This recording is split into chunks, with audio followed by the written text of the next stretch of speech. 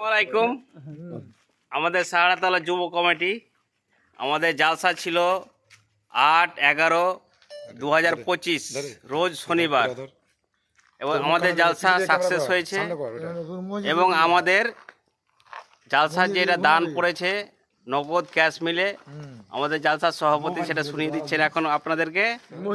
হ্যাঁ, শাহউদ্দিন বলেন জালসার কমিটি কত ক্যাশ হয়েছে আর কত বাকি হয়েছে। আসসালামু আলাইকুম।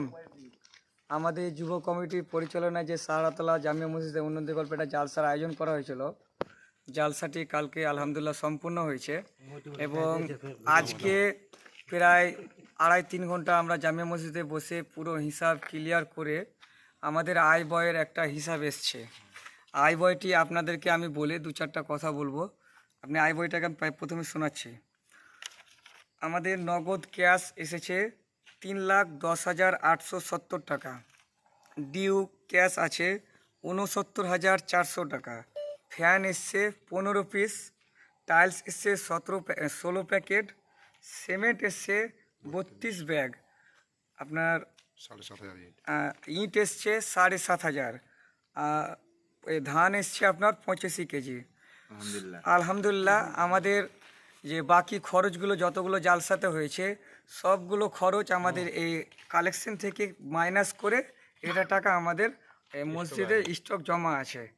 তো এই সব কিছু আল্লাহর প্রচেষ্টা, মানে আমাদের আল্লাহ তাআলার সাহায্যতে আমরা সব কিছু করতে পেরেছি এবং পুরো সাহারাতলা গ্রামবাসীকে আমরা সকলকে জানাই অসংখ্য ধন্যবাদ এবং আমাদের যুব কমিটিকে জানাই অসংখ্য ধন্যবাদ। সবাই আমাদের পাশে থেকে আমাদেরকে সাপোর্ট করেছে এবং সব সময় দিয়ে, কেউ ধন দিয়ে, কেউ টাকা দিয়ে। খুব ভালো লেগেছে যে এভাবে আমরা যেন ভালো ভালো কাজগুলো করতে পারি, এটাই আমার যুব কমিটির কাছে আশা রাখছি। আর আমাদের আব্দুল বাসির দাদা ভাইকে তার সামনে এক্সাম আছে, মানে বলা চলে এসএসসি এক্সাম, চাকরির এক্সাম। তিনি অনেক চেষ্টা করে অনেক সময় আমাদেরকে দিয়েছে, তার জন্য অসংখ্য ধন্যবাদ এবং দাদাকে আমি 2-4টা কথা বলার জন্য অনুরোধ করছি। আলহামদুলিল্লাহ, আমাদের সাহারাতলা জামে মসজিদের উন্নতিকল্পে গতকাল যে জালসাটা হয়ে গেল, মাশাআল্লাহ খুব সুন্দরভাবে আমরা জালসাটা পালন করেছি এবং আমাদের কালেকশন কিছুক্ষণ আগেই আপনাদের শোনানো হয়েছে, তাই আমি বেশি কিছু বলছি না। আমাদের আলহামদুলিল্লাহ আল্লাহর সাহায্যে আমরা করেছি, আমরা শুধু ওসিলা।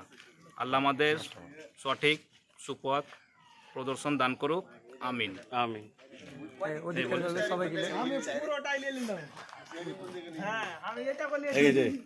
এতক্ষণ করে এত লম্বা সবাই একটা একটু সাহারাতলা যুব কমিটি জিন্দাবাদ, সাহারাতলা যুব কমিটি সাহারাতলা যুব কমিটি